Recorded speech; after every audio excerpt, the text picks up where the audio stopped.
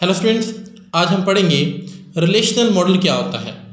इससे पहले हम लोग हायरार्किकल मॉडल और नेटवर्क मॉडल पढ़ चुके हैं। आज हम मॉडल की थर्ड टाइप पढ़ेंगे जो कि हमारे पास है रिलेशनल मॉडल की।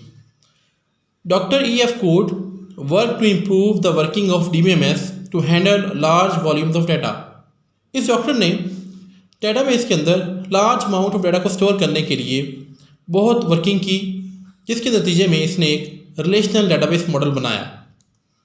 He applied the rules of mathematics to solve the problem of earlier database model.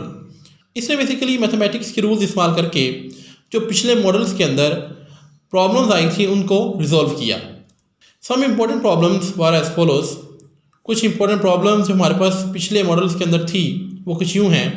Number 1 पे हमारे पास थी डाटा इंटेग्रिटी और नंबर 2 पे हमारे पास थी डाटा रिडंडेंसी। ये दो बहुत बड़ी मेजर प्रॉब्लम्स थी जो हमारे पास नेटवर्क मॉडल और हायरार्किकल मॉडल में थी। इन प्रॉब्लम्स को ख़त्म करके इस डॉक्टर ने रिलेशनल मॉडल बनाया। Doctor E.F. Coot presented a paper that contain 12 rules. इसने बेसिकली एक पेपर पब्लिश किया था जिसमें इसने 12 रूल बताए। अ DBMS that satisfies these rules is called a full relational database management system. वो DBMS जो इन रूल्स के ऊपर पूरा उतरता है उसको आप रिलेशनल डेटाबेस मैनेजमेंट सिस्टम कहते हैं, यानी कि वो रिलेशनल मॉडल के मुताबिक बनता है। इन the relational model data is stored in relations.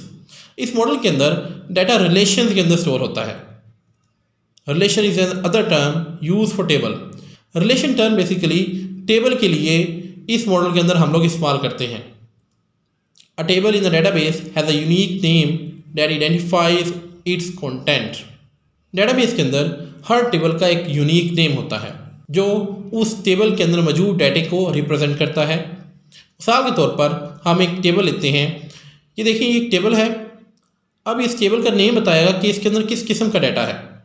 अब इस टेबल का नेम है स्टूडेंट, तो आपको पता चल जाएगा कि इस टेबल के अंदर स्टूडेंट्स का डाटा मौजूद होगा। यानी कि ये जो टेबल का नेम है ये बेसिकली इस डाटे को रिप्रेजेंट करता है। Each table can be called an intersection of rose and columns. Her table के अंदर रोज एंड कॉलम्स होती हैं। ये जो आपके पास हॉरिजॉन्टल सेक्शंस हैं इसको आप रोज कहते हैं और ये जो वर्टिकल्स हैं इनको आप कॉलम्स कहते हैं। An important property of a table is that the rows are unordered. Table की अहम खसूसियत जो इस मॉडल के अंदर है वो ये है कि ज़रूरी नहीं है कि आपने इन रोज़ को एक ऑर्डर के अंदर लिखना है, आप इन रोज़ के ऑर्डर को चेंज भी कर सकते हैं। Every table must have a column that uniquely identifies each row in the table. अब इस मॉडल के अंदर हमारे पास टेबल के अंदर कम से कम एक ऐसा कॉलम ज़रूर होना चाहिए जिससे हम हर रो को यूनिकली आइडेंटिफाई कर सकें।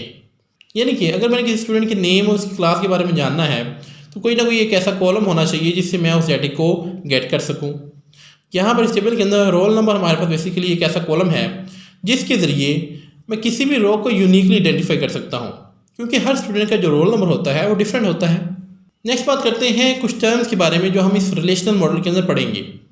सबसे पहला हमारे पास टर्म है रिलेशन, जो कि अभी हमने डिस्कस भी किया। In relation model data is stored in relations. इस मॉडल के अंदर डाटा रिलेशंस के अंदर स्टोर होता है। Relation is an other term use for table. Relation basically एक अदर टर्म है जो हम टेबल के लिए इस्तेमाल करते हैं। लाइक ये आपके पास टेबल है, यहाँ इसको आप रिलेशन कहेंगे। ये एक रिलेशन है इस मॉडल के अंदर जिसका नेम हमारे पास स्टूडेंट है। नेक्स्ट हमारे पास है tuple. In the relational model every relation or table consist of many tuples. इस मॉडल के अंदर हमारे पास हर टेबल के अंदर मल्टीपल टपल्स हो सकती हैं। अब टपल्स क्या हैं? टपल बेसिकली हमारे पास इन टेबल्स की रोज को आप टपल भी कहते हैं। लाइक 701 अली रज़ा MSc, ये बेसिकली इस टेबल की एक टपल कहलाएगी। इस तरह से हमारे पास इस टेबल के अंदर टोटल 3 टपल्स हैं, यानी कि जितनी रोज होंगी उन्हीं को आप टपल्स कहते हैं। नेक्स्ट पर्पस टर्म है attributes. N attribute is name column of a relation. Relation के कॉलम के नेम को आप बेसिकली एट्रीब्यूट कहते हैं। फॉर एग्जांपल आपकी इस टेबल के अंदर हमारे पास रोल नंबर है, नेम है और क्लास है। ये तीनों बेसिकली हमारे पास एट्रीब्यूट्स हैं इस टेबल के। Attributes are also called characteristics. Attributes को हम कैरेक्टरिस्टिक्स भी कहते हैं। ये सारे के सारे टर्म्स आगे हम इस्तेमाल करेंगे डेटाबेस के कोर्स के अंदर। नेक्स्ट पर्पस है domain. A domain is a collection of all possible values of one और मोर एट्रीब्यूट्स। एट्रीब्यूट्स के अंदर मौजूद तमाम की तमाम जो वैल्यूज़ होती हैं उनको हम डोमेन कहते हैं।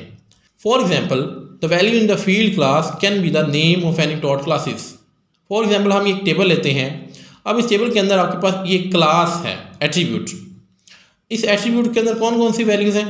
MSc है, BSc है, MA है। तो ये तीनों वैल्यूज़ बेसिकली इस क्लास की डोमेन कहलाएंगी। यानी कि एट्रीब्यूट की जो वैल्यूज़ होती हैं तमाम की तमाम, उनको आप डोमेन कहते हैं।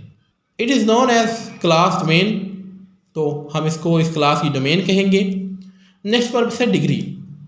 The number of attributes is called the degree of that relation. इस टेबल के अंदर जितने हमारे पास एट्रीब्यूट्स होंगे वो इस टेबल की डिग्री कहलाएंगे।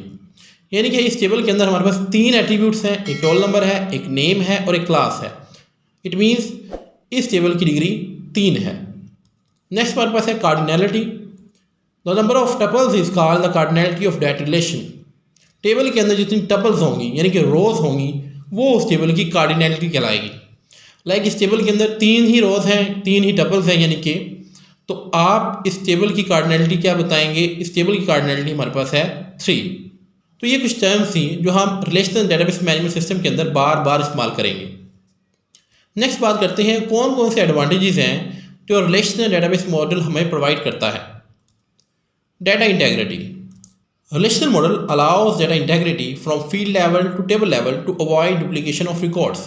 कि रिलेशनल मॉडल हमें डेटा इंटेग्रिटी की फैसिलिटी प्रोवाइड करता है, जिससे हमारा जो डाटा है वो टेबल के अंदर रिपीट नहीं होता। फॉर एग्जाम्पल, आपके पास एक टेबल है। अब इस टेबल के अंदर रिलेशनल डेटाबेस मैनेजमेंट सिस्टम के अंदर आप किसी भी रिकॉर्ड को रिपीट नहीं कर सकते। यानी कि अगर अर्ली स्टूडेंट का डाटा यहाँ पर मैं दोबारा लिखना चाहूँ तो मैं ऐसा नहीं कर सकता। हमारे पास बेसिकली इस टेबल के ऊपर कुछ रूल्स अप्लाई होते हैं।